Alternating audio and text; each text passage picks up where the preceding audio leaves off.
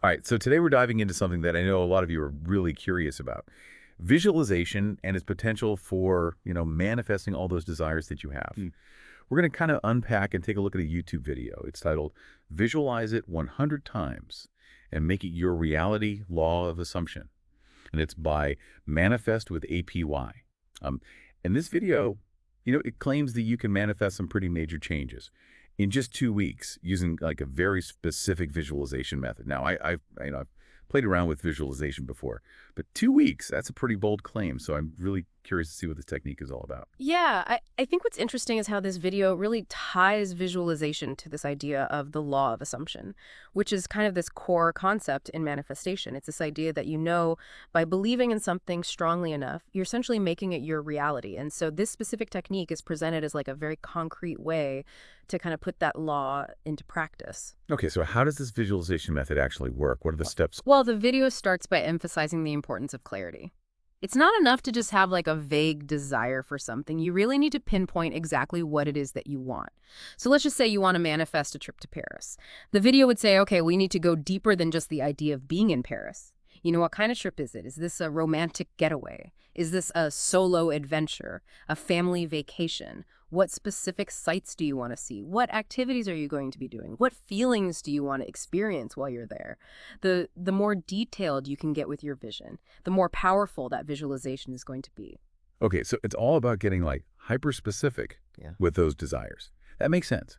It's like setting a destination in your GPS. You need that exact address, not just the general neighborhood, but what comes after you have that clear picture in your mind. Yeah. Well, that's when you start to bring that vision to life using all of your senses.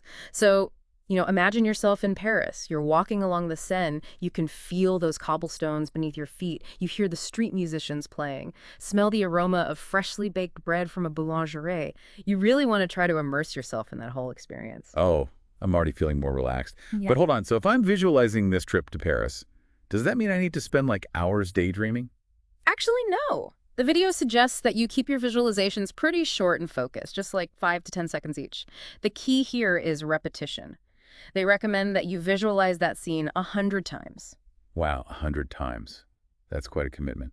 Is there a specific time of day or like a setting that is best for this kind of visualization? Yeah, that's where this concept of the SAT state comes in. It stands for state akin to sleep. So Yeah. it's that drowsy, relaxed state right before you drift off. The video suggests that this is the ideal time to visualize because your subconscious mind is more receptive in that state. So instead of counting sheep, I should be counting croissants in Paris. But seriously, how do you actually reach this SAT state? Well, waiting until bedtime is definitely one option, but there are other techniques you could try, like counting backwards from 100, listening to meditation music, or just simply focusing on relaxing your body until you feel that kind of drowsy sensation. It's really about finding what works best for you. Speaking of manifesting your desires, if you're looking to manifest love, wealth, or happiness, check the description for powerful tools to help you reach your goals. But I'm curious, how does this SAT state actually connect to the subconscious mind's receptiveness? That's a great question. So when you're in that drowsy state, your conscious mind, the part that's always analyzing and overthinking, it starts to quiet down. And that allows your subconscious mind, which is really more responsible for your beliefs and automatic patterns, to kind of come to the forefront. So it's like your subconscious is more open to suggestions when it's not being bombarded by your conscious thoughts. Exactly. And so by repeatedly visualizing your desire in this state, you're essentially imprinting that image and feeling onto your subconscious mind. So it's not about just like wishing for something. It's more about actively programming your subconscious to actually believe that it's possible. But I have to ask, is visualization really enough to manifest something like a trip to Paris? Doesn't it require more than just thinking about it? You're hitting on a really key point here. And that's actually where we'll start exploring the power and the limitations of visualization in part 2 of our deep dive. You're absolutely right to question, whether visualization alone is enough. It's kind of like planting a seed. You need more than just the seed itself to actually make it grow. So what else is needed besides that visualization? What's kind of that missing ingredient? Well, the YouTube video that we're unpacking here actually emphasizes the importance of aligning your actions with your desires. So it's not enough to just visualize that trip to Paris. Yeah. You also need to take some practical steps towards making it happen. Exactly. That might involve like researching flights and accommodations, setting a savings goal, or even just, learning a few French phrases to prepare for your trip. It's really about showing the universe and showing yourself that you're serious about this desire. That makes a lot of sense. It's like that saying, the universe rewards action. Yeah. But how does this idea of taking action actually connect to the power of visualization? Are they working together somehow? They absolutely are. You can think of visualization as like the fuel that powers your actions. So when you have that clear vision in your mind and you're regularly immersing yourself in it through those short, focused visualizations, it creates this powerful sense of motivation and direction. Okay, so visualization provides the energy and the inspiration, and then action is what actually propels you forward. But there's still a part of me that's a bit skeptical. Is there any scientific evidence to support this idea that visualizing something can actually help you achieve it? There actually is. Researchers have been studying the effects of visualization for decades now, and there's a growing body of evidence to suggest that it can have a real impact on our performance and outcomes. For instance, studies have shown that athletes who regularly visualize themselves, performing successfully, they actually tend to perform better in real life. That's fascinating. So it's not just some like mystical woo-woo concept. There's actually science behind it. Right, and it goes beyond just sports. Researchers have found that visualization can be helpful in all sorts of areas, from, boosting creativity and problem-solving skills to improving confidence and reducing stress. Okay, so this is starting to change my perspective a little bit on visualization. Yeah. But even with the science kind of backing it up, I think it's important to acknowledge that there are some potential downsides or risks to consider.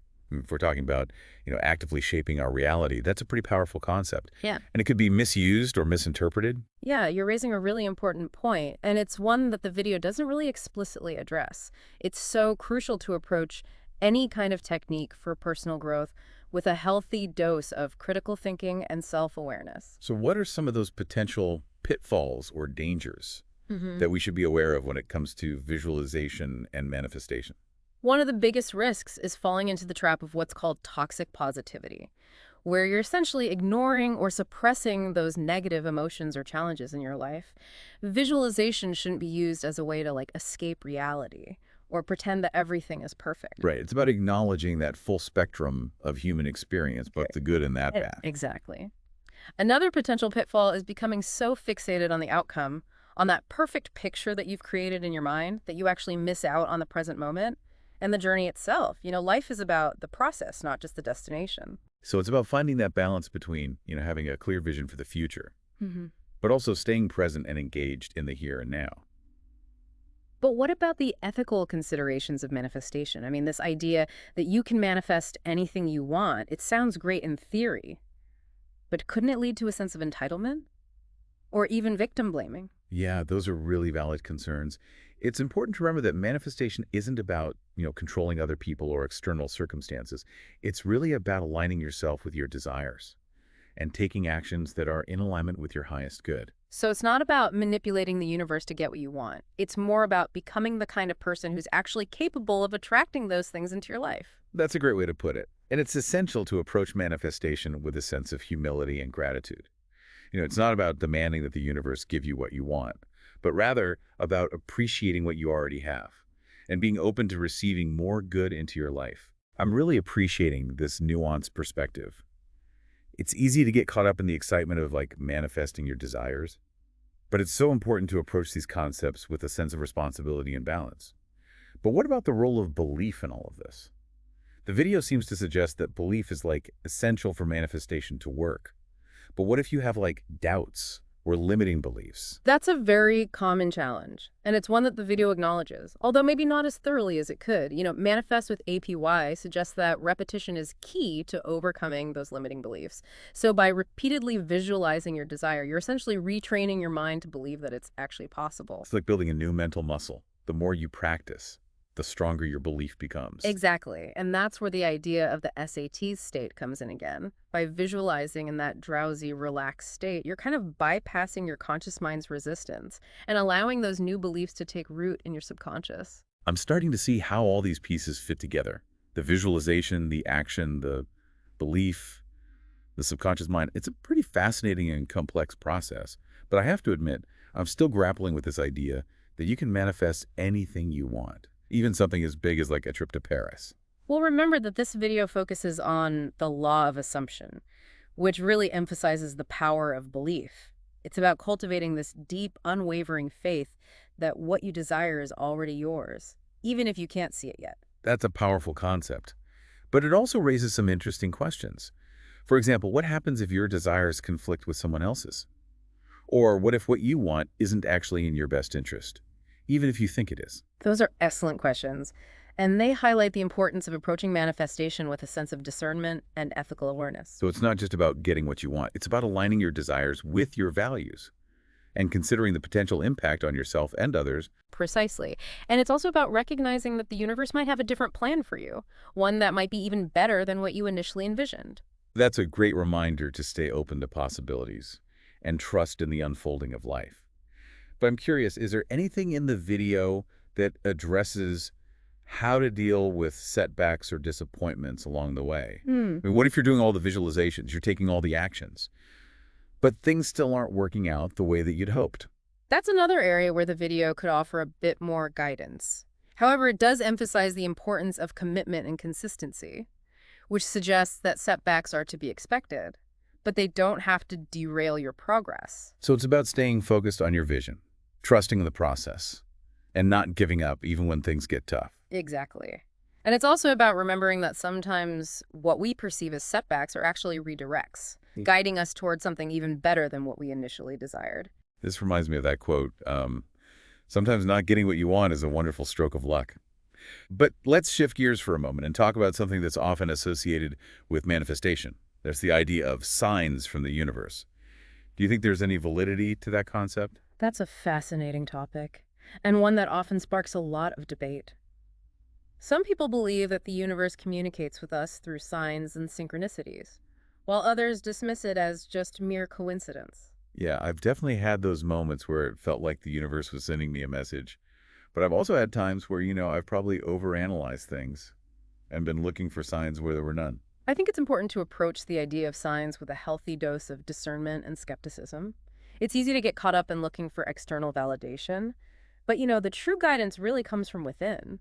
So it's about trusting your own intuition and inner wisdom, rather than relying on external signs to kind of tell you what to do. Exactly. And even if you do believe in signs, it's important not to become overly reliant on them or let them dictate your actions.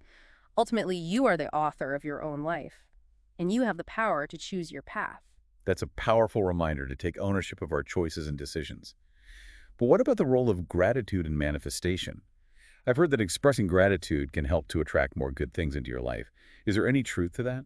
Gratitude is a really powerful emotion, and it can have a profound impact on our well-being and our ability to manifest our desires.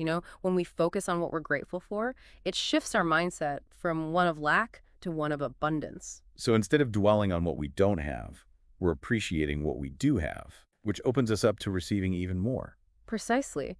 And there's actually research to support this. Studies have shown that people who regularly practice gratitude tend to experience higher levels of happiness, better relationships, and even improved physical health. That's amazing. It seems like gratitude is kind of a key ingredient in this manifestation process. But I'm also curious about the role of patience. The video we're discussing mentions this 2-week time frame for seeing results. But is that realistic? How long does it actually take to manifest something? That's the million-dollar question, and unfortunately there's no easy answer. Everyone's journey is unique, and there's no set timeline for manifestation. So it's not like ordering something online and expecting it to arrive within 2 business days. Not quite. Manifestation is more like planting a garden. You need to prepare the soil, sow the seeds, water them regularly, and then patiently wait for them to sprout and grow.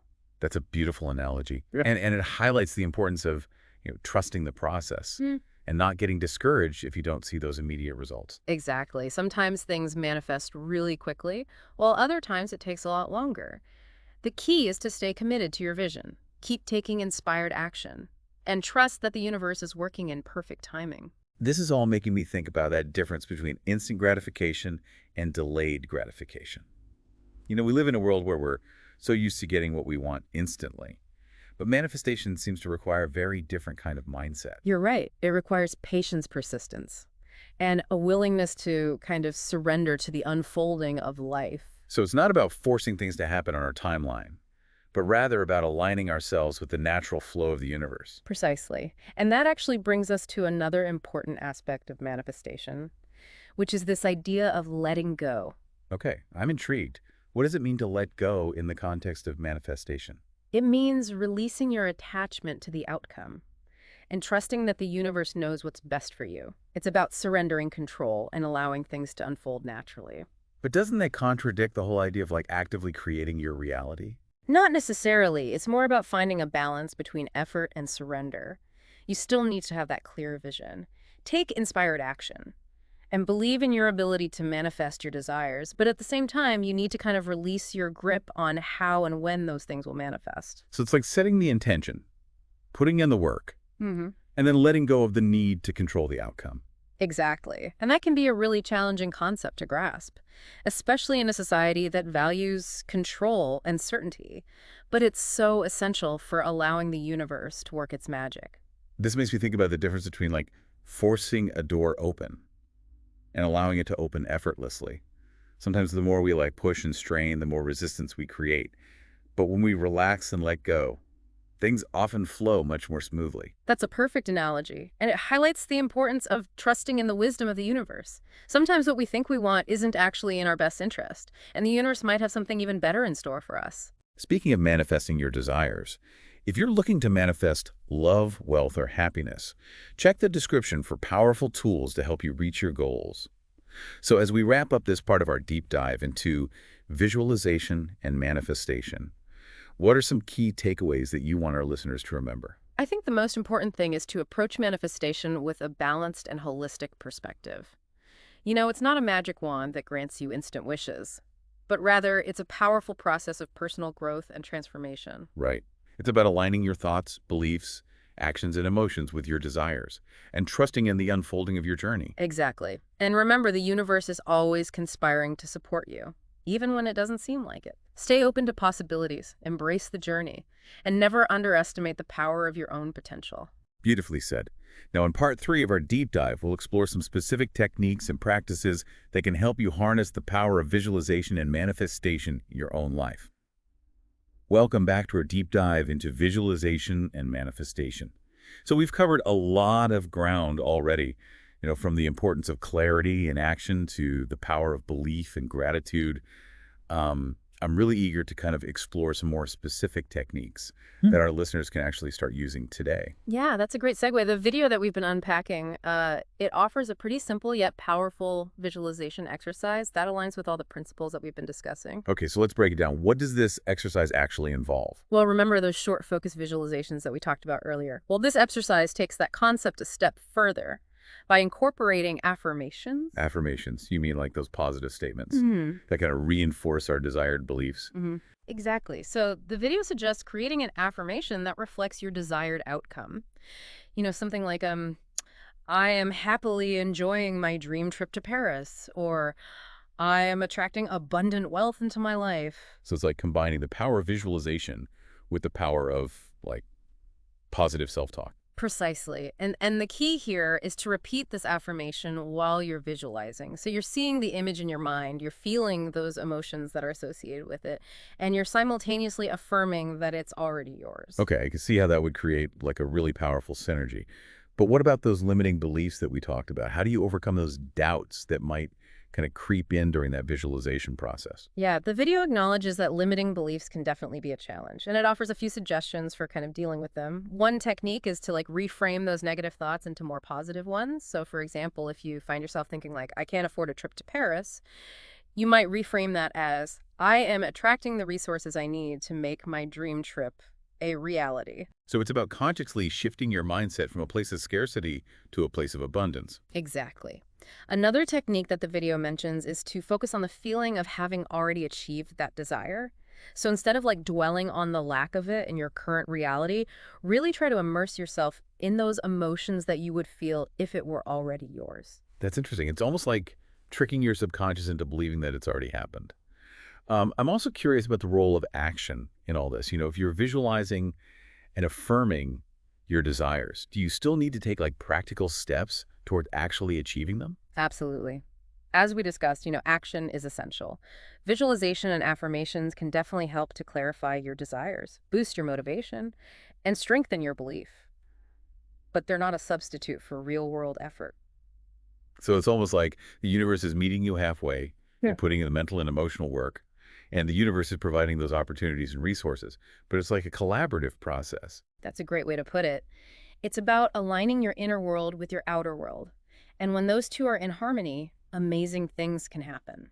This is all making me think about the importance of consistency. If you're trying to manifest something significant, like a dream trip or a major career change, it's probably not going to happen overnight, right? It requires ongoing effort and dedication. You're absolutely right. The video emphasizes the importance of making visualization like a regular practice.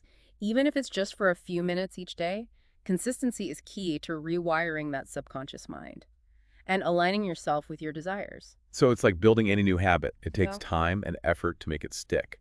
But I'm also curious about the role of patience in all this. How do you kind of stay motivated and maintain your belief when you're not seeing those immediate results? That's where the practice of gratitude can be so incredibly helpful when you focus on appreciating what you already have. It shifts your energy from a place of lack to a place of abundance, which can really help you to stay positive and motivated, even when things are challenging. That's a great reminder to kind of celebrate those small wins along the way and just trust that everything is unfolding as it should. But I have to admit, there's still a part of me that's a little bit skeptical about this whole manifestation thing.